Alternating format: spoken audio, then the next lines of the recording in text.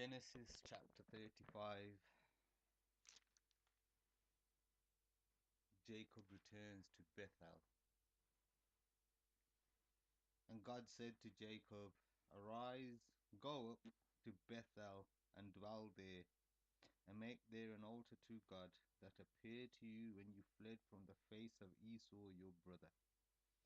Then Jacob said to his household and to all that were with him, Put away the strange gods that are among you, and be clean and change your garments. And let us arise and go up to Bethel, and I will make there an altar to God, who answered me in the day of my distress, and was with me in the way which I went. And they gave to Jacob all the strange gods which were in their hand, and all their earrings which were in their ears. And Jacob hid them under the oak which was by Shechem. And they journeyed, and the terror of God was upon the cities that were round about them, and they did not pursue after the sons of Jacob. So Jacob came to Luz, which is in the land of Canaan, that is Bethel, he and all the people that were with him. And he built there an altar, and God placed El Bethel, because there God appeared to him, when he fled from the face of his brother. But Deborah, Rebekah's nurse, died, and she was buried beneath Bethel under an oak. And the name of it was called Allon Bacuth, Oak of Weeping. And God appeared to Jacob again when he came out of Padan Aram, and blessed him. And God said to him, Your name Jacob. Your name shall not be called any more Jacob, but Israel shall be your name. And he called his name Israel. And God said to him, I am God Almighty. Be fruitful and multiply. A nation and a company of nations shall be of you, and kings shall come out of your loins. And the land which I gave Abraham and Isaac to you I will give it, and to your seed after you will I give the land. And God went up from him in the place where he talked with him. And Jacob set up a pillar in the place where he talked with him, even a pillar of stone. And he poured a drink offering thereon, and he poured oil thereon. And Jacob called the name of the place where God spoke with him, Bethel.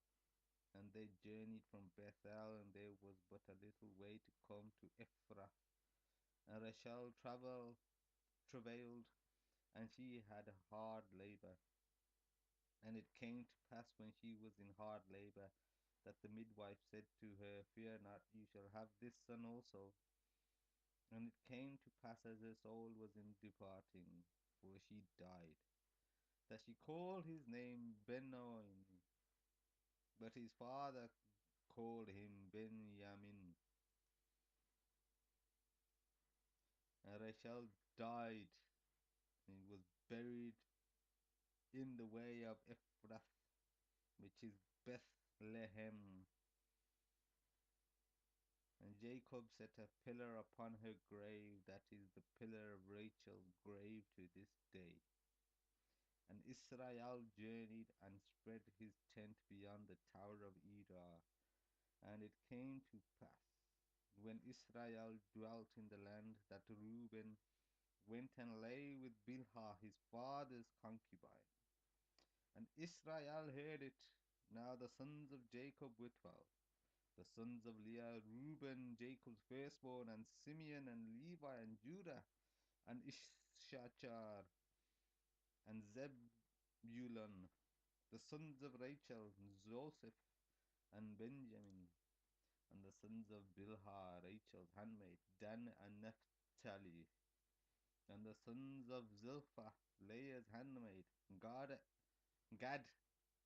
and Asher. These are the sons of Jacob, which were born to him in Padan Aram. And Jacob came to Isaac his father, to Mamre, to the city of Arba, which is Hebron, where Abraham and Isaac sojourned.